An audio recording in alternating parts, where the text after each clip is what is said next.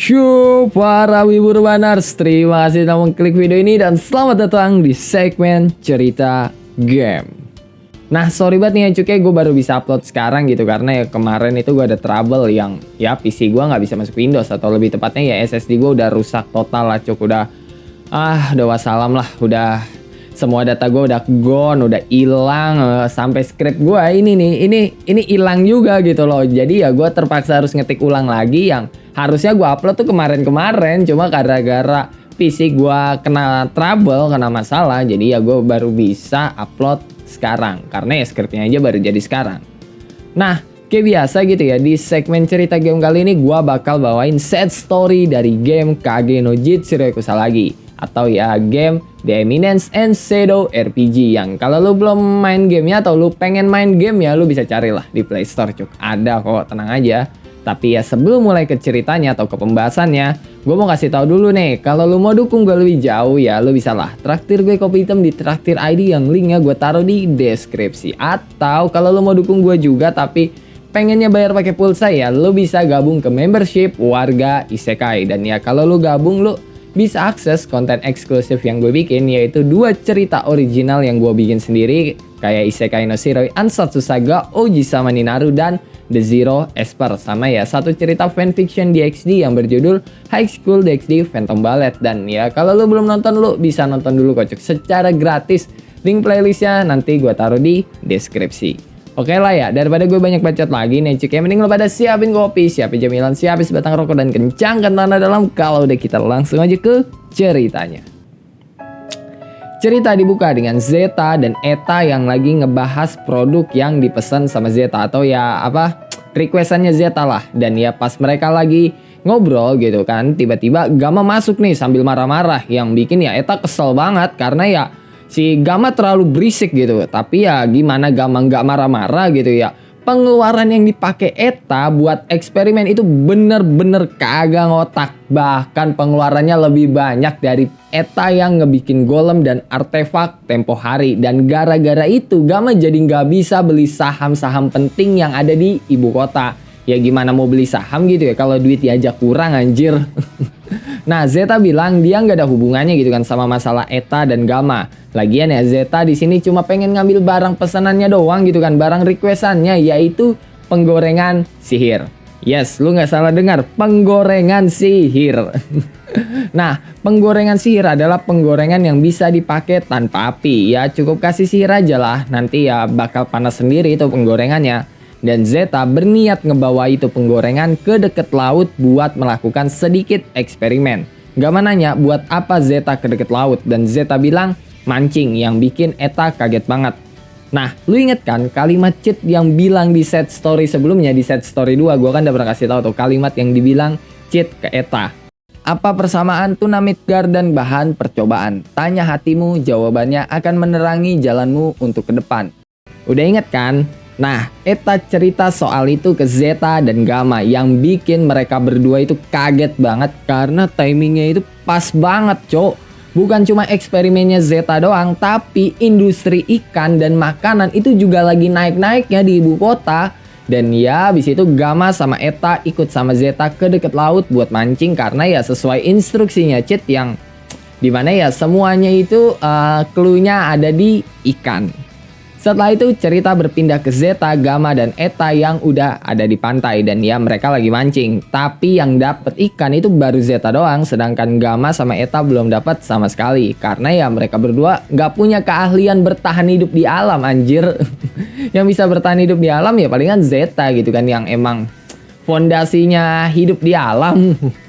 Nah, Gamma sama Zeta itu juga ngebahas harga Tuna Midgar. Terus juga bisnis ikan yang bagi Gamma itu merugikan kalau mereka nggak ternak ikannya sendiri. Terus pas Gamma sama Zeta itu lagi asik ngobrol, Eta itu malah bikin bom slime yang bikin Gamma sama Zeta kaget banget. Dan Eta bilang mancing itu merepotkan, mending ledakan laut. Dan terus ikan yang mati bakal ngapung dan tinggal kita ambil aja. Ya nggak salah sih, tapi nggak gitu juga konsepnya mbak. Sadis banget anjir. Nah, pas Eta ngelempar bom itu ke laut, Gamma sama Zeta itu langsung marah-marah. Karena ikannya itu udah bukan bentukan ikan lagi, cok. Ditambah gara-gara bomnya Eta itu kemungkinan besar bakal menarik perhatian monster di sekitar mereka. Terutama monster yang tinggal di laut. Tapi ya untungnya kagak gitu. Karena ya menurut Zeta arah anginnya itu tidak mengendus ke arah mereka lah. Dan mereka itu lanjut mancing lagi kayak biasa. Dan karena bagi Eta mancing itu ngebosenin, akhirnya Eta ketiduran. Nah setelah Zeta puas mancing, dia itu langsung pengen masak ikan yang dia dapat gitu ya, pakai penggorengan sihir yang dibikin sama Eta. Tapi Gamma itu mau bantu, cuma langsung ditolak sama Zeta karena menurut Zeta, Gamma itu bukannya ngebantu, pasti malah bikin tambah repot gitu ya. Ya lu tau lah Gamma itu kayak gimana kan, jalan aja bisa kesandung apalagi disuruh masak anjir. Dan habis itu Zeta bikin sandwich tuna. Dan Gamma baru pertama kali dengar yang namanya sandwich tuna. Dan Zeta bilang ini ajarannya Shadow Sama. Pas udah jadi gitu kan, Zeta langsung bangunin Eta. Dan pas mereka coba, mereka langsung bilang kalau sandwich tuna itu enak. Bahkan ya Gamma itu komen secara detail soal sandwich tunanya. Sampai-sampai Zeta bilang, sejak kapan kau jadi jurnalis makanan? Nah setelah itu cerita berganti ke hari berikutnya dan Zeta itu shock karena Gamma masih di pantai dan belum pulang. Dan Gamma bilang, pulang? Nggak mungkin lah, ada lahan bisnis baru buat Shadow Garden yaitu sandwich tuna, buat apa dia pulang? Dan Gamma bilang lagi, dia bakal bantuin Zeta. Tapi Zeta bilang, bantuin apaan? Bersihin ikan aja kagak bisa apalagi disuruh masak. Yang dibales sama Gamma, tapi dia ahli bikin kentang goreng. Dan Zeta bilang, apa yang bisa dibanggain dari itu? Nah pas Gamma lagi asik gitu kan bikin kentang goreng, tiba-tiba ada segerombolan monster yang nyerang mereka. Walaupun Gamma menang, tetep aja dia kesel karena Zeta itu nggak bantuin sama sekali.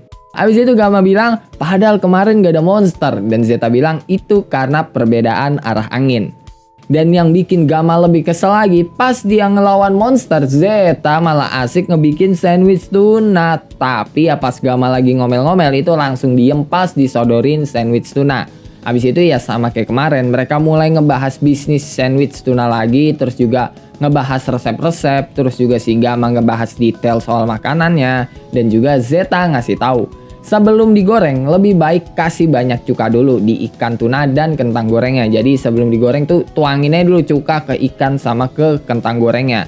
Ya gua nggak tahu sih ini bener apa enggak ya, karena ya gua nggak pernah nyoba juga. Coba lu yang udah pernah nyobain tulis di kolom komen cuk, bener nggak sih? Karena gue ragu-ragu nih cuk.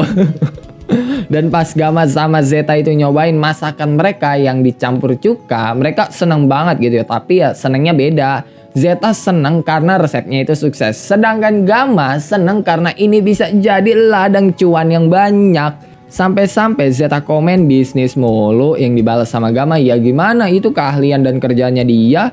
Dan tiba-tiba Zeta itu kaget banget dan dia bilang, jangan katakan Shadow sama ngasih tahu dia soal sandwich ikan tuna dan saus tartar, karena tahu kalau Gamma dan Eta bakal terlibat dalam proses pembuatan sandwich ikan tuna. Karena pertama, si Gamma jadi bisa dapat ide baru soal bisnis. Kedua, Eta jadi tahu harus melakukan apa di eksperimen berikutnya. Dan gak lama tiba-tiba itu ada monster tuna yang nyerang mereka. Tapi ya karena di situ ada Zeta juga yang turun tangan, itu monster ya langsung mokat. Setelah itu cerita berpindah ke Zeta yang ngasih laporan ke Cid soal kegiatan memancingnya yang malah jadi mengembangkan produk bisnis baru, yaitu ya sandwich ikan tuna, terus saus tartar, dan juga kentang goreng. Tapi Cid nangkepnya Gamma itu dibawa paksa sama Zeta buat jadi orang pertama yang nyicipin masakannya Zeta. Singkatnya ya jadi bahan eksperimennya Zeta lah.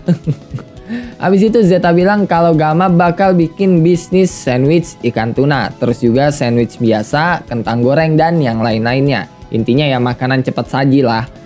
Nah abis itu Cid tadinya mau ngomong kalau itu mirip sama McDonald gitu loh, mirip sama MCD yang ada di bumi. Tapi pas dia pengen ngomong MCD itu omongannya Cid berhenti dan dia malah jadi ngomong tentang Macronaldo.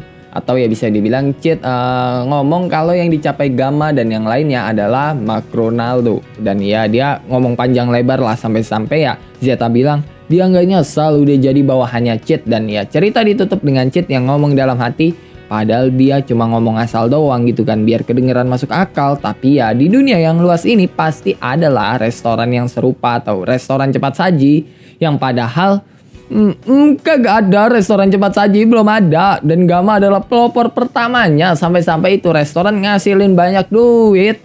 Lu inget kan burger yang dibawain Alpha buat cheat di episode 3? Nah itu berasal dari restoran McDonald's yang dibangun sama Gamma.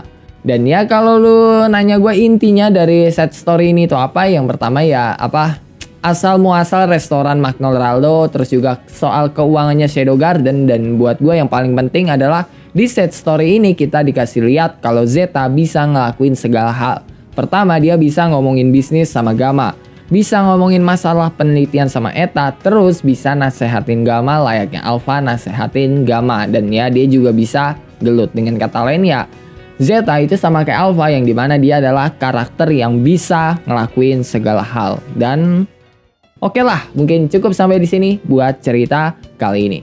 Gimana menurut lo nih Cuk? Udah bagus belum gitu kan cara gua ngebawain dan ya cara gua ngerangkum ceritanya, apakah udah bagus? Coba tulis jawaban lo di kolom komen. Kalau lo punya pertanyaan, pendapat, saran, requestan atau bacotan-bacotan gak penting lo pada, lo bisa tulis lah Cuk di dalam kolom komentar. Kalau lo suka sama cerita kali ini gitu kan, lo bisa tekan tombol like. Kalau lo nggak suka lo juga boleh dislike. Gue nggak maksa lo kok Cuk buat nekan tombol like. Dan jangan lupa ngopi hari ini. Sampai jumpa di cerita berikutnya and bye bye.